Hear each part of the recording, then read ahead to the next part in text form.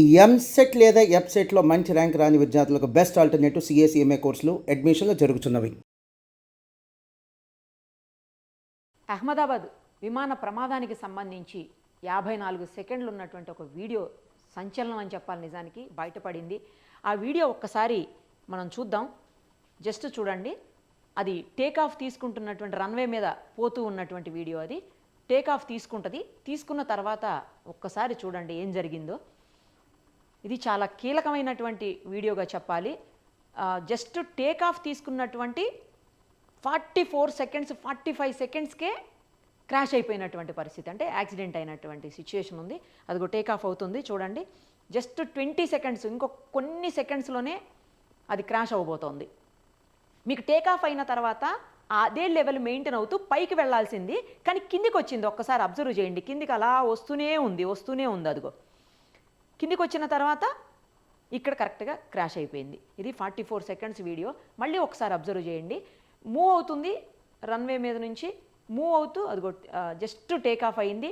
Take off అయిన తర్వాత ఇమ్మీడియట్గా అసలు ఎంతోసేపు కూడా పట్టదు, కేవలం 1 మినిట్ లోపే 44-45 సెకండ్స్లోనే అది కూలిపోయినటువంటి పరిస్థితి. టేక్ ఆఫ్ అయినటువంటి ఫ్లైట్ యాక్చువల్గా అదే వేలో వెళ్ళాలి, లేదంటే పైకి వెళ్ళిపోతుండాలి. కానీ కొన్ని సెకండ్స్, అంటే జస్ట్ 27 సెకండ్స్ 28 సెకండ్స్ తర్వాత డౌన్ అయిపోతుంది. ఒకసారి అబ్జర్వ్ చేయండి.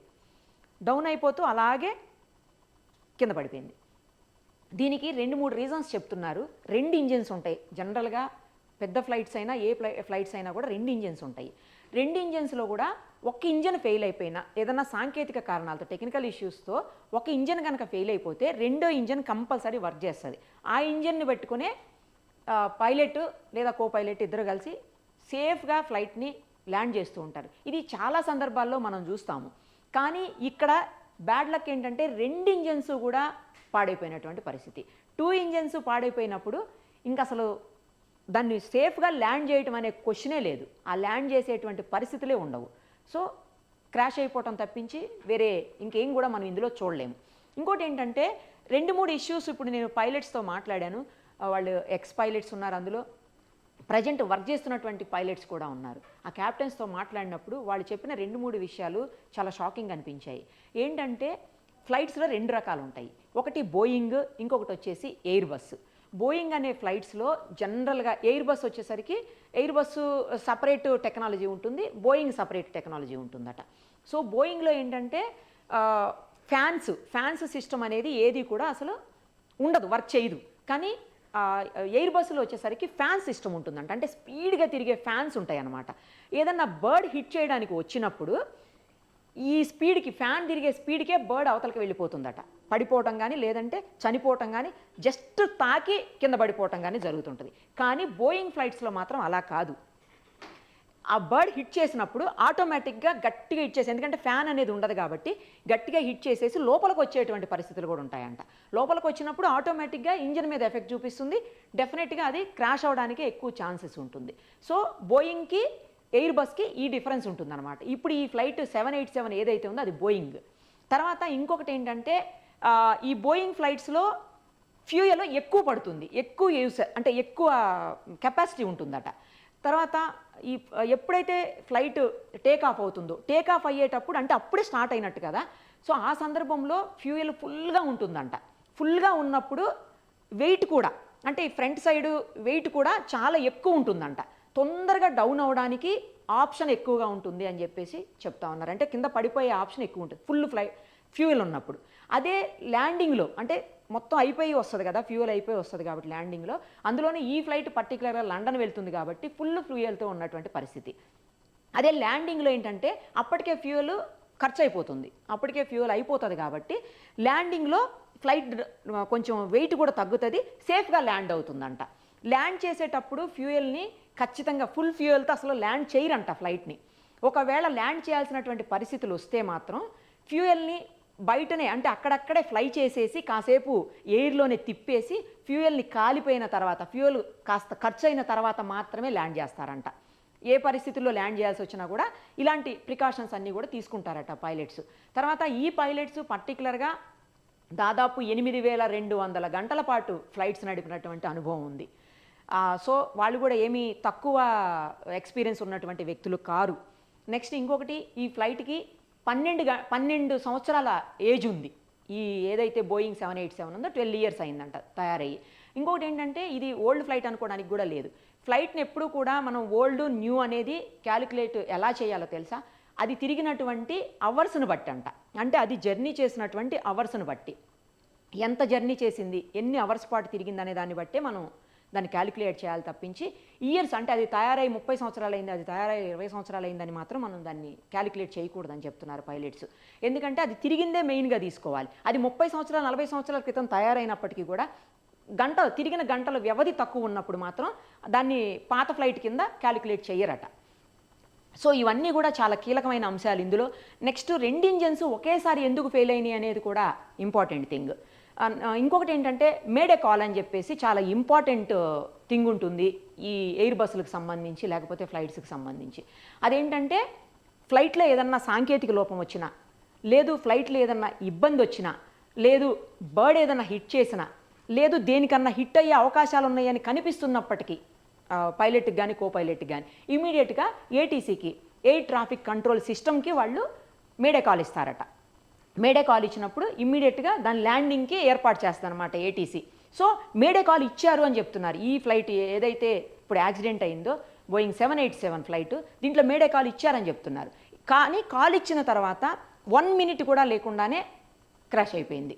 అంటే వితిన్ సెకండ్స్లోనే పైలట్స్ ఏదో సాంకేతిక ఇబ్బందిని గమనించన్నా ఉండాలి, లేదు అంటే బర్డ్ ఏదన్నా హిట్ చేసి ఉండాలి. ఒక పైలట్ ఇప్పుడు మనతోటి ఎక్స్ పైలట్ మాట్లాడారు, మమతా గారు అని చెప్పేసి.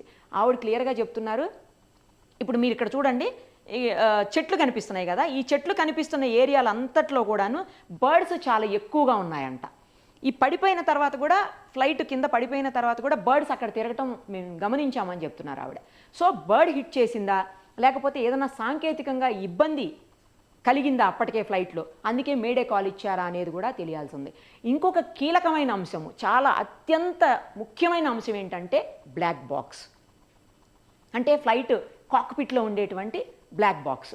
ఈ బ్లాక్ బాక్స్ అనేది చాలా చాలా ఇంపార్టెంట్ ఫ్లైట్కి. అది యాక్సిడెంట్ అయినా, అంటే ఫ్లైట్ పడిపోయినా, కాలిపోయినా, వాటర్లో పడిపోయినా, ఏం జరిగినా సరే ఈ బ్లాక్ బాక్స్ అనేది మాత్రం ఎప్పటికీ అసలు నాశనం కాదు, ఎప్పటికీ పాడైపోదు. బ్లాక్ బాక్స్ అలాగే ఉండిపోతుందట.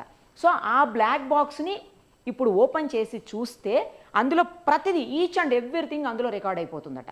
అది పైలట్ కో పైలట్ మాట్లాడుకున్నది కావచ్చు, లేకపోతే సాంకేతికమైనటువంటి ప్రాబ్లమ్స్ ఏమైనా ఉన్నాయా, లేదా ఇతర ప్రాబ్లమ్స్ ఏమైనా ఉన్నాయా, ఇలా రకరకాల ఇష్యూస్ ఏమున్నాయనే ప్రతిదీ కూడా బ్లాక్ బాక్స్లో అసలు కంపల్సరీ రికార్డ్ అయిపోతుందని చెప్తున్నారు పైలట్. సో ఆ బ్లాక్ బాక్స్ను ఓపెన్ చేస్తే ఏం జరిగింది ఈ ఫ్లైట్లో, ఎందుకు ఇంతమంది మరణించడానికి కారణమైంది ఫ్లైట్ అనేది మొత్తం బయటకు వస్తుందని చెప్తుంది. ఎందుకంటే పైలట్ కో పైలట్ మాట్లాడుకుంటారు, ఏం జరిగిందని. మనం ఏదైనా ఇన్సిడెంట్ అయ్యేటప్పుడు అరే ఎదురుకుండా ఏదో వస్తుంది, లేకపోతే ఇంజన్ వర్క్ చేయట్లేదు, లేకపోతే ఫ్యూయల్ ఎక్కడో లీక్ అవుతుంది, ఇట్లా రకరకాల ఏం మాట్లాడుకున్నా సరే ప్రతిదీ అందులో రికార్డ్ అయిపోతుందని చెప్తున్నారు. సో అది కాలదు, అది నాశనం అవ్వదు, పాడైపోదు. కాబట్టి ఆ బ్లాక్ బాక్స్ బయటకు వస్తే మొత్తం క్లియర్గా క్లారిటీగా ఏం జరిగిందని బయటకు వస్తుంది. కానీ ఆ బ్లాక్ బాక్స్ వీళ్ళు ఓపెన్ చేయడానికి వీలు లేదు. అది ఎవరైతే తయారీ సంస్థ ఉంటుందో, ఎక్కడ తయారవుతుందో బ్లాక్ బాక్స్, వాళ్ళు మాత్రమే దాన్ని ఓపెన్ చేయగలుగుతారట. సో అక్కడికి వెళ్ళాలి, అది అక్కడికి వెళ్ళి టెక్నికల్గా మొత్తం ఓపెన్ చేసి కంప్లీట్గా సాంకేతికంగా ఏమేమి ఉన్నాయో అవన్నీ సెర్చ్ చేసి ఏం జరిగిందనేది అక్కడి నుంచి మాత్రమే బయటికి రావడానికి అవకాశం ఉంది. కానీ ఇది జరగాలంటే 15 రోజులు మినిమం టైం పడుతుందంట. 15 డేస్ అయితేనే కానీ పూర్తి ఇన్ఫర్మేషన్ రాదు అని చెప్తున్నారు. ఇప్పుడు ఉన్న ఇన్ఫర్మేషన్ ప్రకారం ఏంటంటే ఇప్పటి వరకు బ్లాక్ బాక్స్ దొరికింది అని అయితే ఎక్కడా కూడా మనకి ఇన్ఫర్మేషన్ రాలేదు. అంటే చాలా కాలిపోయిన శకలాలు ఉన్నాయి, మొత్తం బిల్డింగ్ సంబంధించినటువంటి మెటీరియల్ అంతా, ఆ డెబ్రీ అంతా కింద పడిపోయి ఉంది. సో ఎక్కడుంది బ్లాక్ బాక్స్ అనేది దొరకదు. ఎందుకంటే బ్లాక్ బాక్స్ మరీ పెద్ద సైజ్ ఏమి ఉండదు, చాలా చిన్న సైజులోనే ఉంటుందండి. ఆ బ్లాక్ బాక్స్ దొరికితే కానీ మొత్తం క్లారిటీగా క్లియర్గా బయటకు వచ్చేటువంటి అవకాశం ఉంటుంది. ఇప్పటి వరకు ప్రాథమికంగా ఉన్నటువంటి సమాచారం ప్రకారం అయితే 2 ఇంజన్స్ మాత్రం ఒకేసారి పని చేయకుండా పోయాయి అనేది మాత్రం క్లియర్గా మొత్తం అందరూ ఎక్స్పీరియన్స్ ఉన్న వాళ్ళందరూ కూడా చెప్తున్నటువంటి పరిస్థితి. ఏదైనా ఇన్వెస్టిగేషన్ నడుస్తోంది. ఇప్పటికే అమిత్ షా గారు, తర్వాత మన విమాన సర్వీసుల శాఖ మంత్రి అందరూ అక్కడే ఉన్నారు. కాసేపట్లోనే అహ్మదాబాద్కి ప్రధాని మోడీ కూడా చేరుకునేటువంటి అవకాశం ఉంది, కనిపిస్తోంది. ఇప్పటికే న్యూస్ వచ్చింది, ఆయన వస్తున్నారని కూడా. మొత్తం దీని మీద సీరియస్ ఇన్వెస్టిగేషను జరిగితే మొత్తం ఇన్ఫర్మేషన్ అంతా బయటకు వస్తే అప్పుడు ఏం జరిగిందని తెలుస్తుంది. ఇంకోవైపు నుంచి ఏమన్నా పాకిస్తాన్ ఏదైనా అటాక్ చేసిందా అని కూడా వినిపిస్తోంది. ఏది అయినప్పటికీ కూడా కానీ అంత చాలా తక్కువ టైంలో జస్ట్ టేక్ ఆఫ్ అయినటువంటి 1 మినిట్ లోపే, ఎక్కువ దూరం కూడా పోలేదు అసలు.